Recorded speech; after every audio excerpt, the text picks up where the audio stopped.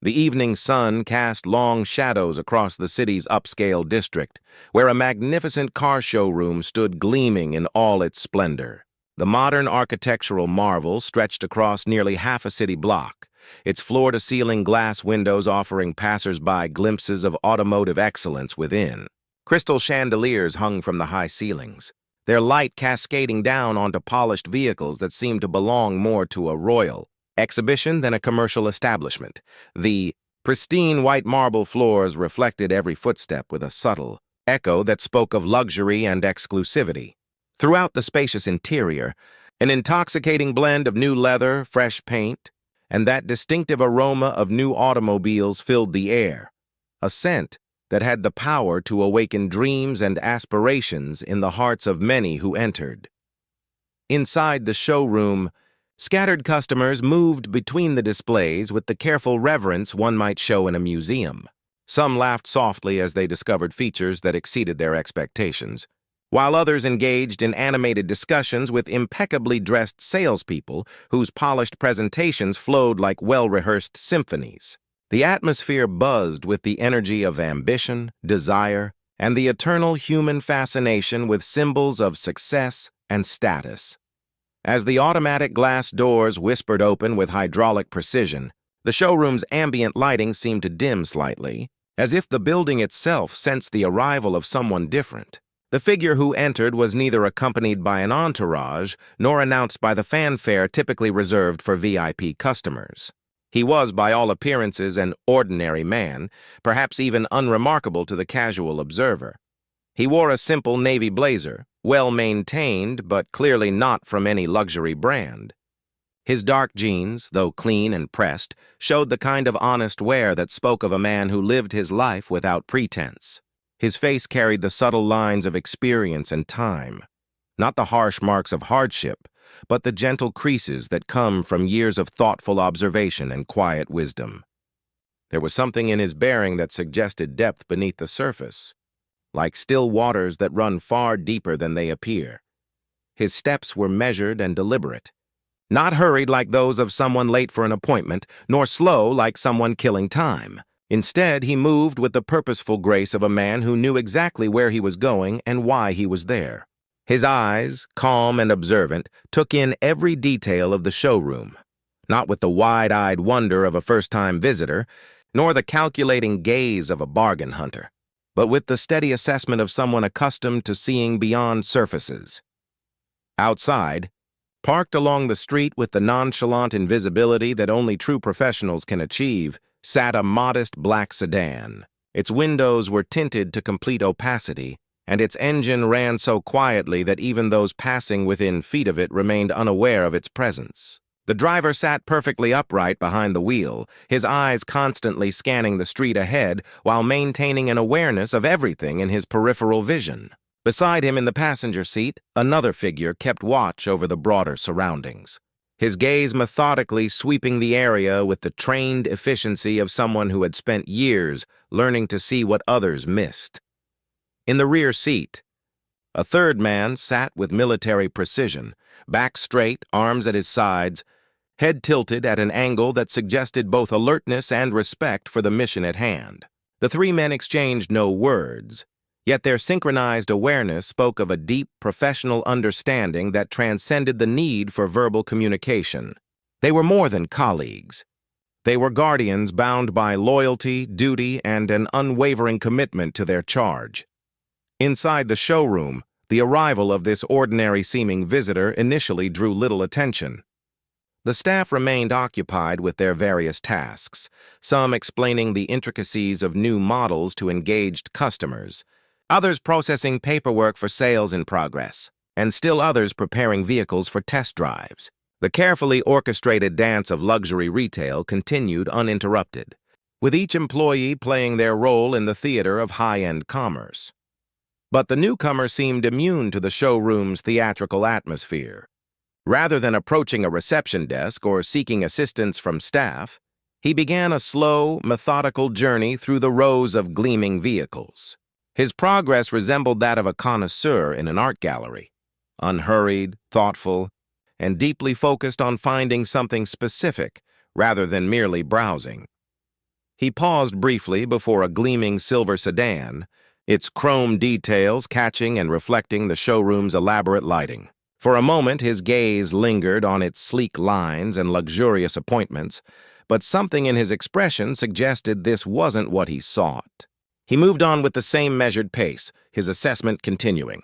Next, he stopped before a vibrant red sports car, its aggressive styling and racing-inspired details clearly designed to quicken pulses and inspire dreams of speed and freedom. He walked slowly around its perimeter, taking in every angle, every curve, every detail that the designers had crafted to capture attention and desire. Yet again, after this careful examination, he continued his journey with the same quiet determination. Each vehicle seemed to tell him a story, but none appeared to be the story he needed to hear. His demeanor remained consistently calm and purposeful, displaying the kind of patience that comes only from absolute certainty about one's ultimate objective. He carried himself with the quiet confidence of a man who had learned, through experience, that the right opportunity would present itself to those who waited with wisdom rather than rushing toward compromise. As he moved deeper into the showroom, some of the other customers began to take notice of this unusual visitor. His unhurried pace and intense focus marked him as different from the typical browsers who either knew exactly what they wanted or were easily swayed by the first impressive vehicle they encountered. There was something almost meditative about his approach, as if he were engaged in a ritual far more significant than simple car shopping. Eventually, his deliberate path led him to a relatively quiet corner of the showroom, an area clearly designated for the establishment's most exclusive offerings. Here, the lighting was more subdued and sophisticated, creating an atmosphere that whispered of exclusivity rather than shouting about it. The vehicles in this section were fewer in number, but each one commanded attention, through sheer presence rather than flashy marketing displays. It was here that he found what he had been searching, for the vehicle stood like a monument to engineering excellence and protective capability. It was a black SUV, but describing it in such simple terms would be like calling a symphony just music. Its imposing size and robust construction immediately conveyed strength and security, while its sleek design maintained an elegance that spoke of sophisticated taste. The vehicle's stance suggested it could handle any terrain, any weather, any challenge that might arise, while its luxurious appointments promised to do so in absolute comfort. The man stopped before this impressive machine and, for the first time since entering the showroom, allowed himself a moment of complete stillness. He stood with his hands clasped behind his back, his gaze moving slowly over every detail of the vehicle's construction. This wasn't the casual observation of a potential customer. It was the careful examination of someone who understood that this machine might someday be entrusted with something precious beyond measure. As he studied the SUV, something shifted in his expression. Not excitement or satisfaction, but a deeper emotion that seemed to connect this moment to memories held sacred. His eyes reflected not just the vehicle's polished surfaces, but scenes from another time, another place, where courage had been tested and loyalty had been proven beyond all doubt. This wasn't simply about acquiring a vehicle. It was about honoring a debt that could never truly be repaid, about keeping a promise that had been forged in circumstances few could understand or appreciate. The SUV before him represented more than transportation. It was a symbol of protection, of gratitude, and of the kind of unspoken bond that exists between those who have faced danger together and emerged forever changed by the experience. In his mind's eye, he could see it clearly, the sound of gunfire echoing across a desolate landscape, the acrid smell of smoke and dust, and a young soldier who had positioned himself between danger and the man who now stood in this luxurious showroom.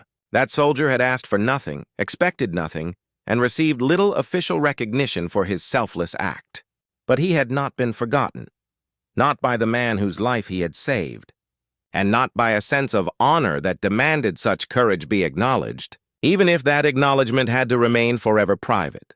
As he stood lost in these profound reflections, the tranquility of the moment was broken by approaching footsteps. A young salesman, impeccably dressed in a tailored suit with his hair perfectly styled and his smile professionally calibrated, approached with the kind of confidence that comes from years of successful high-end sales. The salesman's eyes quickly assessed the newcomer, taking in the simple clothing, the lack of obvious wealth indicators, and the solitary nature of his visit. In the few seconds it took to close the distance between them, the salesman's expression underwent a subtle but significant transformation. The genuine warmth of greeting a potential valued customer cooled to the practiced politeness reserved for browsers and time-wasters. "Looking at something specific, sir?" the salesman asked, his tone carrying just enough professional courtesy to avoid offense while clearly suggesting that expectations should be managed appropriately. The man's response was direct and unambiguous. Without hesitation, without the elaborate explanations or justifications that often accompany major purchases, he simply indicated the black SUV with a slight gesture. "I want this one." The salesman's practiced smile flickered momentarily like a candle flame disturbed by an unexpected breeze.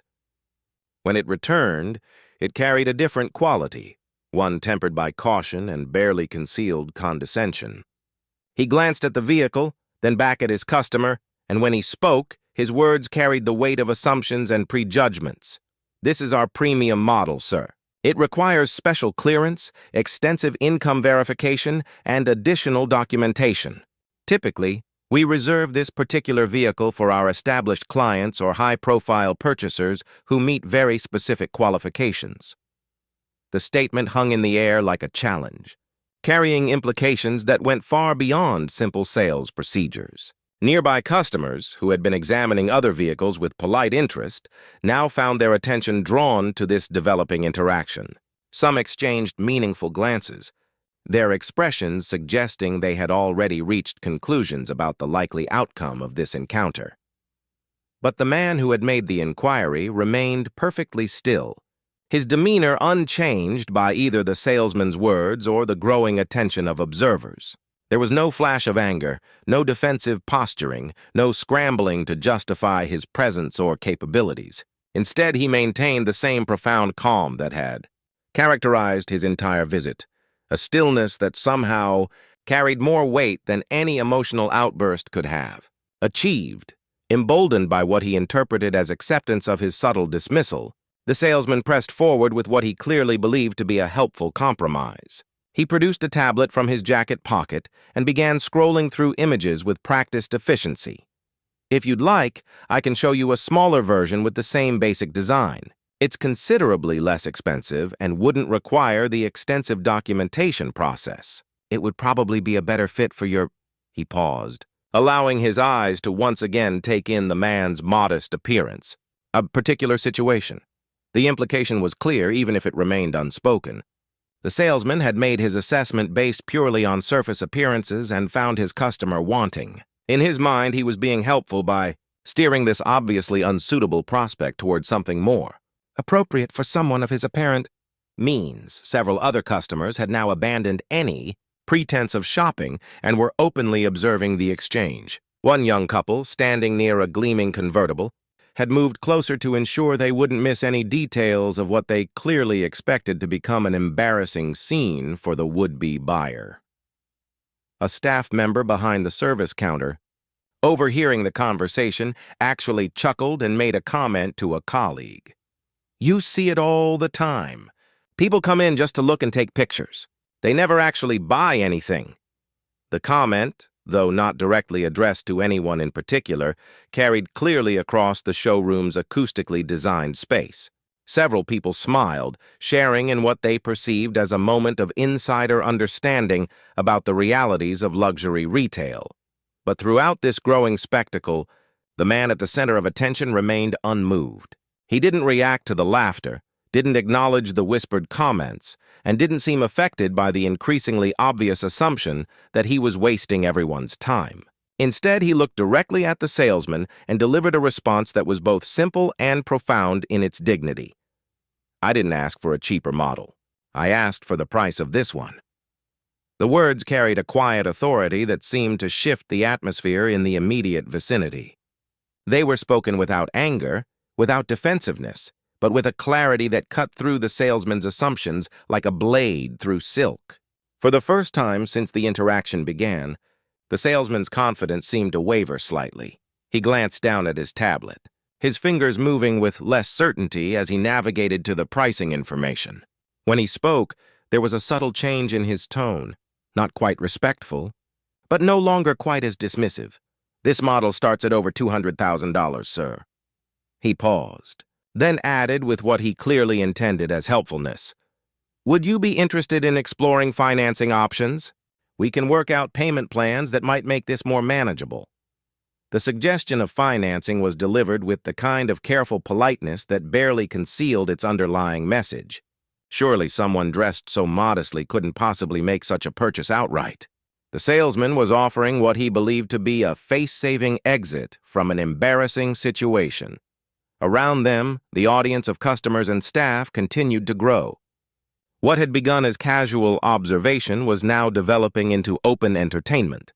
Someone had discreetly pulled out a phone, apparently recording what they expected to become a social media-worthy moment of someone being exposed as a pretender in a luxury environment. The showroom's general manager, who had been observing the interaction from her glass-walled office, now emerged with swift, purposeful strides. She was a woman in her mid-40s, her professional bearing immediately evident in her confident posture and the way staff members straightened unconsciously as she approached. Her expression was serious but controlled, suggesting someone accustomed to managing delicate situations. As she drew near, her eyes moved quickly between the customer, the salesman, and the gathering crowd of observers. Her assessment of the situation was rapid but thorough, and when she spoke, her voice carried the kind of authority that immediately commanded attention. "What's happening here?" she asked, though her tone suggested she had already formed conclusions about what she was witnessing. The salesman, suddenly aware that his handling of the situation was under scrutiny, straightened and attempted to project confident professionalism. "I was just providing pricing information to this gentleman and explaining our qualification procedures." The manager's gaze shifted to the customer, and something in her expression changed subtly. Perhaps it was years of experience in reading people, or perhaps it was an instinctive recognition of qualities that weren't immediately visible to casual observers. Whatever the reason, her approach to the situation was markedly different from her employees. "Sir, I sincerely apologize if there has been any misunderstanding, or if you've been treated with anything less than complete respect," she said, her voice carrying genuine warmth and concern. "Every customer who enters our showroom deserves our full attention and courtesy, regardless of their appearance or presumed circumstances." She turned to her staff with an expression that mixed disappointment with clear expectation. "I've said this many times before. Respect is not something we ration based on our assumptions about someone's ability to make a purchase. We are here to serve every customer with dignity and professionalism. That's not just good business. It's basic human decency." The salesman lowered his eyes, clearly recognizing that his approach had fallen short of his employer's standards. Other staff members who had been enjoying the entertainment value of the situation now found themselves examining their own attitudes and reactions. But throughout this managerial intervention, the customer himself remained quietly observant. He neither smiled in vindication nor showed any sign of satisfaction at the salesman's correction. Instead, he simply continued his patient waiting, as if he had expected nothing different, and was prepared to see the situation through to its natural conclusion. His calm acceptance of both the initial disrespect and the subsequent apology suggested someone who had learned through experience that the true measure of a person or an institution reveals itself not in isolated moments, but in patterns of behavior over time. He seemed to understand that this moment was providing exactly the kind of revelation he had been observing throughout his visit. From his jacket pocket, the man withdrew a simple business card and handed it to the salesman. The card was printed on quality stock with elegant gold lettering that read, "Traver Global Foundation." Below the name was a modest logo, and on the reverse side, a single phone number for a private legal office. The salesman examined the card carefully, turning it over in his hands as if searching for some clue to its significance. The name stirred something in the back of his mind, a vague recognition that suggested importance, but remained frustratingly just beyond clear recollection. He looked up at the customer with an expression that mixed uncertainty with growing concern. The manager also glanced at the card, and her reaction was subtly but noticeably different. Her years of experience in dealing with various types of clients had taught her to recognize the markers of genuine significance, and something about this understated card suggested connections that went far beyond its simple appearance. But even as questions multiplied in the minds of the staff, the customer himself remained unchanged. He stood with the same quiet patience he had displayed from the beginning, neither hurrying the process nor demanding special treatment. His demeanor suggested that he was prepared to wait as long as necessary for the transaction to proceed according to normal procedures. Around them, the other customers continued their observations, but the dynamic of the situation had shifted. What had initially seemed like entertainment at someone else's expense was beginning to feel more complex and potentially significant. Some of the observers found themselves reconsidering their initial assumptions and feeling less certain about their earlier judgments. The showroom's atmosphere had evolved from casual commerce to something approaching theater, with everyone present sensing that they were witnessing something that would be remembered and discussed long after the immediate moment had passed. After what seemed like an extended moment of contemplation, the man who had caused such a stir spoke quietly to the manager. "I'll be in touch about the details," he said simply, then turned and began walking toward the exit with the same measured pace that had characterized his entire visit. He offered no further explanation, made no grand gestures, and provided no dramatic conclusion to the scene that had developed around him. He simply completed his business in the same understated manner in which he had conducted himself throughout the encounter. As he approached the glass doors, they opened smoothly before him, and he stepped out into the evening air where his driver immediately moved to open the vehicle door. The transition from the showroom's bright interior to the gathering dusk outside seemed to underscore the mysterious nature of his visit and departure. Inside the vehicle, a secure phone was immediately placed in his hands by one of his companions. The voice on the other end confirmed that arrangements had already been made for the acquisition of the exact vehicle he had examined, but through completely different channels that would leave no paper trail and require no public documentation. "Same model. Identical specifications ready for immediate delivery," the voice reported efficiently. "No showroom, no signatures, no cameras, no questions." The man nodded slightly. "Have it delivered with diplomatic plates from the foundation. No names, no publicity, no connections that can be traced." Within minutes of his departure from the showroom, a large, unmarked transport van appeared on the street outside. Its windows were darkly tinted, and its engine ran so quietly that it attracted no attention from passers-by. The rear doors opened to reveal the same black SUV that had been on display inside. But this one bore no price tags, no dealer markings, and no identifying information beyond the discreet diplomatic plates that would ensure its movements remained unquestioned. Back inside the showroom, confusion and speculation ran rampant among both staff and customers. Someone at the window had noticed the arrival and departure of the transport van and the appearance of the SUV outside. "That's the same vehicle," one customer announced in amazement. "How is that possible? We didn't arrange any delivery." Staff members gathered at the windows, staring at the SUV that sat outside like an automotive puzzle piece that didn't fit any picture they could comprehend. The vehicle was clearly identical to the one that remained on display, yet it had appeared with the kind of efficiency that suggested resources and connections, far beyond normal commercial channels.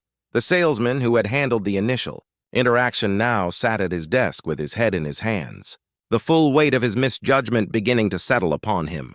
The business card lay before him like evidence of an opportunity catastrophically missed, and he found himself replaying every word of their conversation with growing horror at his own assumptions and behavior. "We may have made a very serious mistake," he said quietly to no one in particular. The manager, reviewing the situation from her office, was reaching similar conclusions but on a much broader scale.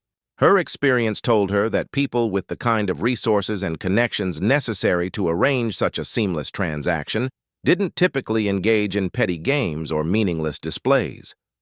The man's visit had clearly served a specific purpose, and his quiet departure suggested that purpose had been accomplished exactly as intended. She realized that they had all been participants in some kind of test, not of their products or their prices, but of their character and their treatment of those they perceived as less important than themselves. And by any reasonable measure, they had failed that test spectacularly. Several hundred kilometers away from the city's luxury and confusion, in a landscape of sand, dust, and endless horizons, a military outpost stood in stark contrast to the showroom's opulence. Here, there were no gleaming floors or crystal chandeliers, just practical buildings designed for function rather than impression, and men and women whose daily lives were defined by duty rather than comfort. The morning sun was painting the distant mountains in shades of gold and orange when one young soldier emerged from his quarters to begin another day of service. His uniform was clean and properly maintained. His bearing reflected the discipline of his training, but his surroundings spoke of a world far removed from luxury or ease. As he stepped into the courtyard, something caught his attention that stopped him dead in his tracks. There, parked in the center of the outpost, sat the black SUV, pristine, powerful, and so completely unexpected in this remote location that he initially questioned whether he was still dreaming. He approached slowly, his mind racing with questions he couldn't begin to answer. How had this vehicle arrived? Who had authorized its presence? Why was it here at all? As he drew closer, he noticed a sealed envelope on the dashboard with his name written in clear, strong handwriting. With hands that trembled slightly, he opened the envelope and read the brief message inside. Your courage and sacrifice deserve protection equal to what you once provided. May this keep you safe in storms, just as you once kept someone else safe. The words hit him with the force of recognition and memory. He was transported back to a day he had tried not to think about too often, a day when bullets were flying. Danger was immediate, and he had made a split-second decision to place himself between his commander and harm's way. He had acted without thought of reward or recognition, driven purely by duty and an instinctive understanding of what honor demanded. Now, months later, someone had remembered that moment and had chosen to acknowledge it in a way that was both deeply personal and completely private. There was no ceremony, no publicity, no official recognition, just a quiet expression of gratitude that spoke more powerfully than any medal or commendation could have. Done.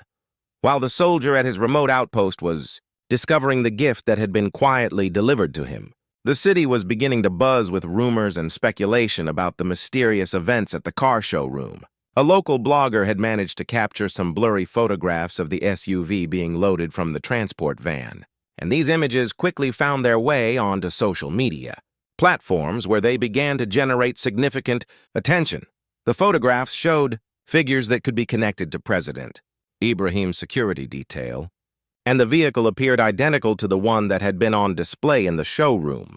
Within hours, these images were being shared widely, accompanied by increasingly dramatic headlines and commentary.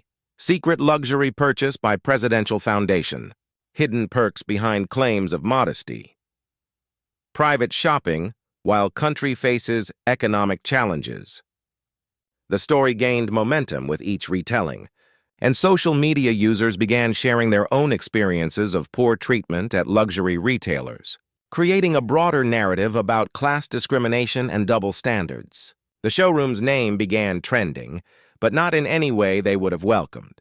Comments and reviews flooded their social media pages and online profiles, many from customers who felt they had experienced similar dismissive treatment based on their appearance or perceived economic status. The backlash was swift, severe, and showed no signs of abating. Your staff judge people by their clothes and treat customers with discrimination, wrote one reviewer. I will never shop there again and will encourage others to do the same. Phone calls poured in, with some customers canceling existing orders and others demanding refunds on deposits they had already paid. The showroom, which had built its reputation on exclusivity and luxury service, now found itself at the center of a public relations nightmare that threatened to destroy everything they had worked to build. As the crisis deepened, the showroom's general manager found herself in an increasingly desperate situation. The negative publicity was spreading faster than she could respond to it, and the damage to their reputation seemed to grow with each passing hour. In desperation, she decided to call the number on the business card that had been left behind. Perhaps, she reasoned, if she could speak directly with President Ibrahim or his representatives, some kind of resolution might be possible. The phone was answered by what was clearly a professional aide, whose voice carried the kind of controlled authority that suggested significant responsibility and access to decision-makers. "We sincerely apologize for any misunderstanding," the manager began, her voice carrying a mixture of professionalism and barely concealed panic.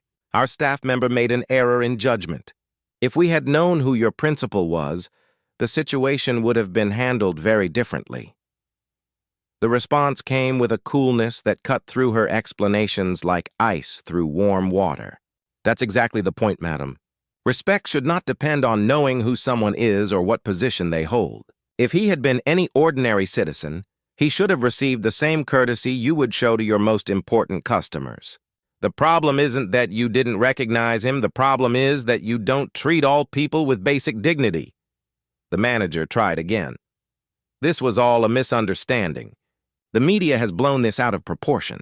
We can work together to resolve this situation." But the aide cut her off. "This wasn't a misunderstanding.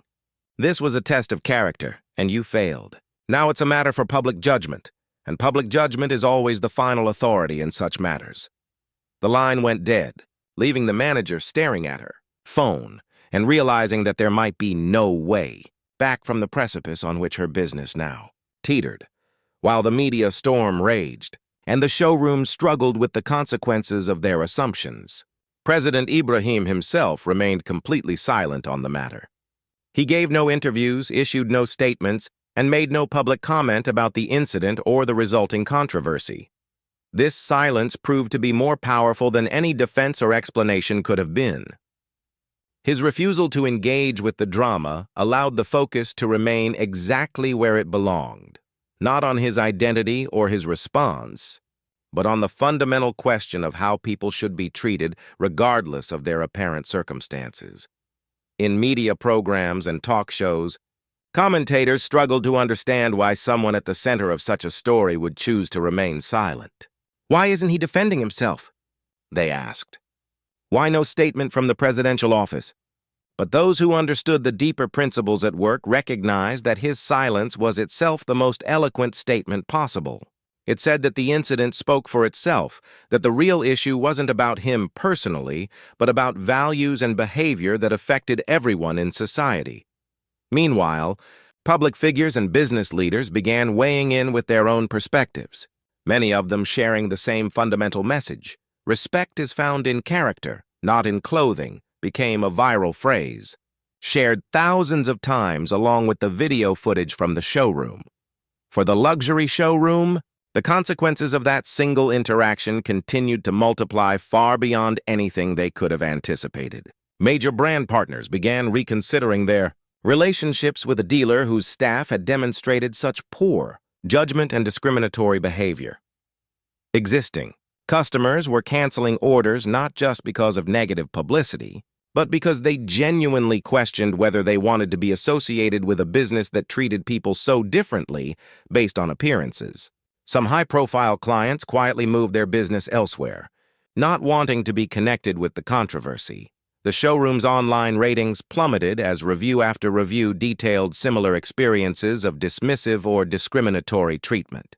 What had once been a prestigious destination for luxury car buyers was rapidly becoming a cautionary tale about the importance of consistent respect for all customers.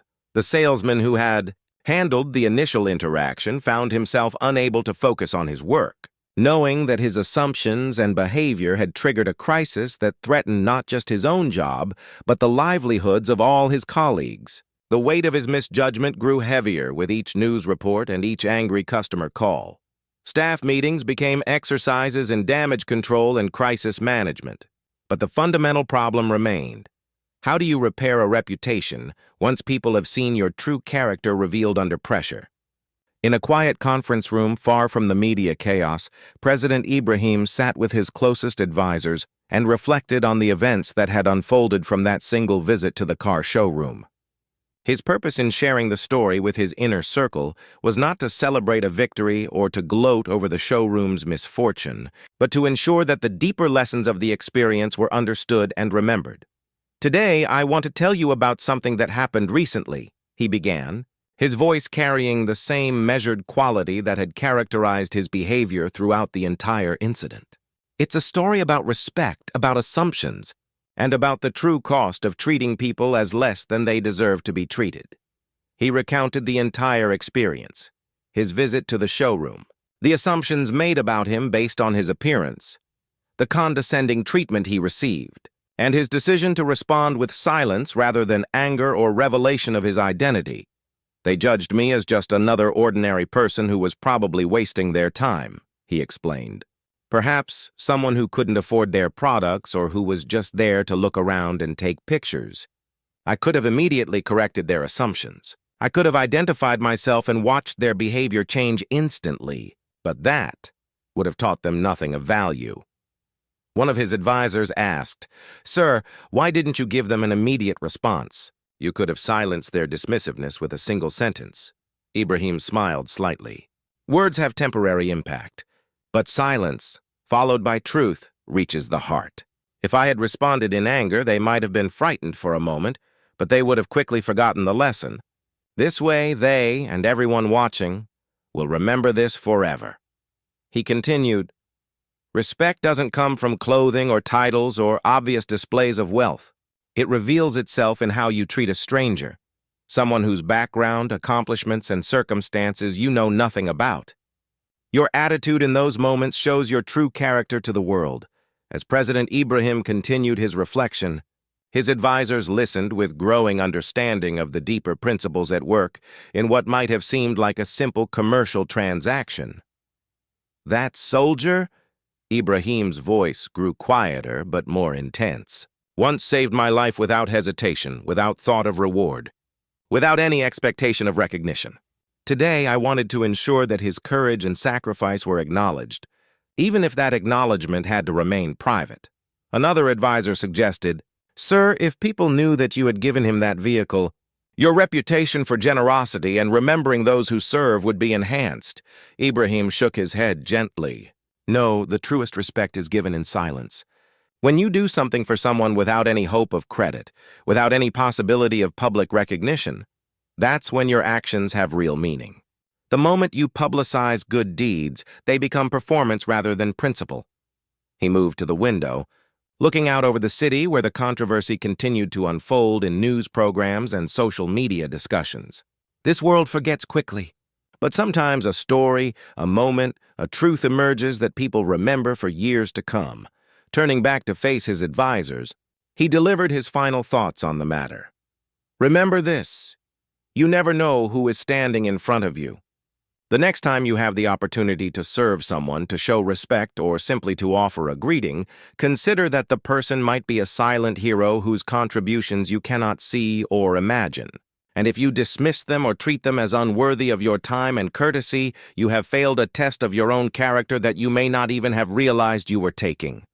The story that had begun with a simple visit to a car showroom continued to generate discussion and reflection far beyond the immediate participants. Social media users began sharing their own experiences of being judged by appearances, creating a broader conversation about respect, dignity, and the assumptions people make about others based on limited information.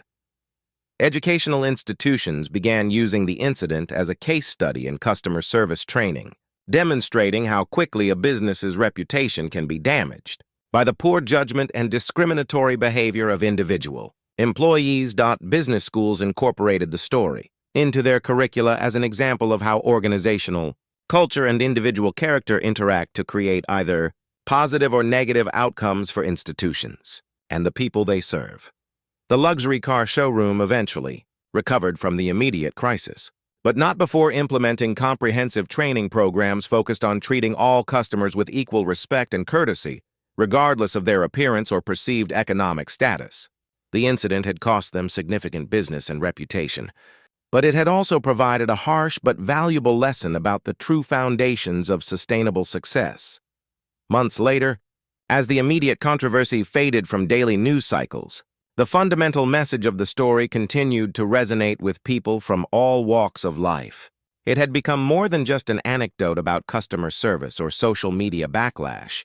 It had evolved into a parable about human dignity and the way society functions when people are valued for their inherent worth rather than their external circumstances. The young soldier who had received the SUV continued his service with no knowledge of the public attention that had surrounded his gift. For him, the vehicle remained a private symbol of recognition and gratitude, a tangible reminder that his moment of courage had not been forgotten, even if the recognition had to remain forever silent. President Ibrahim's decision to handle the entire situation without public comment or personal aggrandizement became, in itself, a powerful statement about leadership and character. By refusing to use the incident for political or personal advantage, he had demonstrated the kind of principled behavior that his critics found difficult to attack and his supporters found easy to admire. 6 months after the incident, a prominent documentary filmmaker approached the showroom's former general manager with a proposal to create a film about the events and their broader implications for society. The manager, who had by then left her position and was working to rebuild her career in a different industry, initially declined to participate. "I've learned my lesson," she told the filmmaker, during their first meeting at a small cafe far from the luxury district where her former showroom still operated, under new management. "But I'm not sure the world needs to hear from me about it." The filmmaker, however, was persistent. "This isn't about blame or shame," she explained. "It's about understanding how these situations develop and what they teach us about ourselves as a society. Your perspective as someone who experienced the consequences firsthand could be valuable." After weeks of consideration, the former manager agreed to participate, but only on the condition that the focus remain on the broader lessons rather than on personal drama or sensationalism. The resulting documentary, titled The Weight of Assumptions, would go on to win several awards and become required viewing in business ethics courses at universities around the world. In her interview for the film, the former manager spoke candidly about the culture that had developed in high-end retail environments. "We had unconsciously created a system where respect was rationed based on our quick judgments about people's wealth or status," she admitted. "We told ourselves we were being efficient, focusing our attention on serious customers. But what we were really doing was dehumanizing people who didn't fit our narrow definition of worthiness." The documentary's impact extended far beyond entertainment or education. Major retail chains, luxury brands, and service industries began implementing comprehensive training programs designed to address the unconscious biases that the showroom incident had so dramatically exposed. These programs, often called Dignity First initiatives, focused on teaching employees to recognize their own assumptions and to treat every customer interaction as an opportunity to demonstrate the organization's values rather than their personal judgments. The original salesman from the showroom, who had eventually found work with a different dealership, became an unexpected advocate for these training programs. His personal experience of causing such significant damage through his assumptions had given him unique insight into how quickly situations could spiral out of control. "I thought I was doing my job efficiently," he would tell training groups. "I thought I was managing my time by quickly identifying who was worth my attention and who wasn't. What I didn't realize was that I was actually destroying my company's reputation and my own integrity with every assumption I made." His presentations, while difficult for him personally, proved to be among the most effective components of the training programs. Hearing from someone who had lived through the consequences of discriminatory behavior carried more weight than any theoretical discussion of best practices. Dr. Sarah Chen, a professor of social psychology at the nation's premier university, saw in the showroom incident an opportunity to conduct a comprehensive study of assumption-based discrimination in commercial settings. With funding from the National Institute for Social Research, She launched a 3-year project examining how appearance-based judgments affected customer experiences across various industries. The study, which involved thousands of participants and hundreds of businesses, revealed patterns that were both disturbing and illuminating. Test customers dressed in modest clothing consistently received inferior service, longer wait times, and less detailed information about products and services compared to those dressed in expensive attire. But the research also identified businesses and individual employees who consistently treated all customers with equal respect, regardless of appearance. When Dr. Chen's team analyzed what distinguished these positive examples, they found several common factors: comprehensive training programs, strong organizational cultures that explicitly valued equality, and leadership that modeled respectful behavior consistently. The showroom incident wasn't an anomaly, Dr. Chen explained in her published findings. It was simply the most visible example of a widespread problem that affects millions of customer interactions every day. The difference was that this particular case involved someone with the resources and connections to make the consequences visible to the world. Meanwhile, at the remote military outpost, the young soldier who had unknowingly been at the center of this national conversation continued his duties with dedication and humility. The black SUV had become his personal vehicle for off-duty use, though he rarely drove it off the base, preferring to keep his gift private and away from questions he couldn't answer. What he didn't know was that his commanding officers had quietly arranged for him to receive additional training opportunities and career advancement possibilities. The same network of influence that had delivered the SUV had also ensured that his potential would be recognized and developed, though always in ways that appeared to be the natural result of his own merit and performance. When he was selected for an elite training program that would prepare him for special operations assignments, he attributed it to luck and hard work. When he received commendations for his performance in that program, he saw it as the natural result of his dedication and preparation. He never connected these opportunities to the gift he had received or to the quiet intervention of powerful allies he didn't know he possessed. This was exactly as President Ibrahim had intended. True gratitude, he believed, didn't seek to create dependence or obligation. Instead, it opened doors and created opportunities that the recipient could walk through based on their own abilities and choices. As the story continued to resonate in public consciousness, political analysts began to examine its implications for leadership and governance. President Ibrahim's handling of the situation, his refusal to respond to critics, his maintenance of dignity in the face of assumptions, and his private resolution of the matter, was being studied as an example of principled leadership in an age of instant communication and public accountability opposition. Politicians initially tried to use the incident to criticize the president for secret luxury purchases and hidden privileges. However, their attacks gained little traction because the moral center of the story was so clearly about respect and dignity rather than about financial impropriety or abuse of power. When the full context of the story eventually became known, that the vehicle had been a private gift to honor a soldier's courage, the political calculus shifted entirely. Critics who had tried to make the incident about presidential excess found themselves having to explain why they opposed recognition of military valor and sacrifice. Political science professors began using the incident as a case study in crisis management and moral leadership. He turned what could have been a damaging scandal into a powerful statement about values, noted Dr. Michael Roberts, author of several books on political communication. By refusing to defend himself or attack his critics, he allowed the story to find its own moral center. News of the incident and its aftermath spread beyond national borders, particularly in countries where issues of class discrimination and social equality were subjects of ongoing public debate. International media outlets picked up the story, often using it as a lens through which to examine similar issues in their own societies. In some countries, the story sparked discussions about how service industries treated customers from different economic backgrounds. In others, it became part of broader conversations about leadership, dignity, and the responsibilities that come with power and influence. Business schools in several countries began incorporating the incident into their case study collections, using it to teach students about customer service, crisis management, and corporate social responsibility, the story's combination of clear moral lessons and practical business consequences made it an ideal teaching tool for educators, seeking to bridge the gap between ethical principles and real-world applications.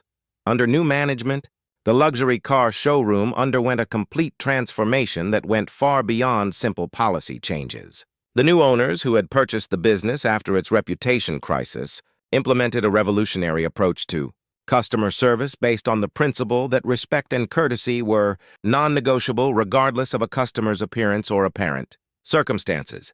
Every employee underwent extensive training not just in sales techniques and product knowledge, but in recognizing and overcoming unconscious bias. Mystery shoppers were regularly employed to test whether staff members treated all customers equally, and performance evaluations included specific measures of respectful behavior toward all visitors. The showroom also established a partnership with local community organizations to provide automotive education programs for young people from diverse backgrounds, many of whom had never set foot in a luxury car dealership. These programs were designed to break down barriers and demonstrate that respect and knowledge were available to everyone, not just those who could afford expensive purchases. Within 2 years, the showroom had not only recovered its former reputation, but had become known as a model for inclusive luxury retail. Business schools sent students to study their practices, and other luxury retailers visited to learn from their transformation. On the first anniversary of the incident, a small memorial was established at the military outpost where the soldier had received his gift. It wasn't a monument to the controversy or even to the specific act of recognition, but rather a simple plaque honoring all military personnel who had shown exceptional courage in the line of duty. The plaque bore no names and made no reference to the events that had inspired its creation. Instead, it simply stated, "In honor of those who place duty before self, courage before comfort, and service before recognition." President Ibrahim attended the dedication ceremony, but as one of many officials rather than as the guest of honor. He spoke briefly about the importance of remembering those who serve in silence and danger, but made no reference to recent events or personal experiences. The young soldier, now promoted and serving in a different capacity, was present at the ceremony but had no idea of his connection to its creation. For him, it was simply another example of the military's tradition of honoring service and sacrifice, a tradition he was proud to be part of and hoped to uphold throughout his career.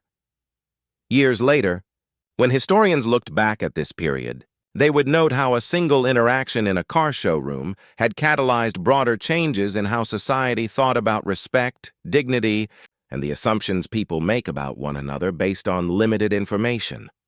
The incident had demonstrated the power of quiet dignity in the face of disrespect, the importance of treating all people with equal courtesy regardless of their apparent circumstances, and the way that individual actions could have far-reaching consequences beyond what anyone involved had initially imagined. Business practices had changed. Training programs had been developed, academic research had been conducted, and countless individual interactions had been improved because people remembered the lesson of assumptions and their consequences. But perhaps most importantly, the story had reinforced an ancient truth that modern society sometimes forgot, that every person deserves respect not because of what they own, what they wear, or what position they hold, but simply because they are human beings worthy of dignity and courtesy. In the end, what had begun as a simple errand, the private purchase of a vehicle to honor a debt of gratitude, had grown into something much larger and more significant.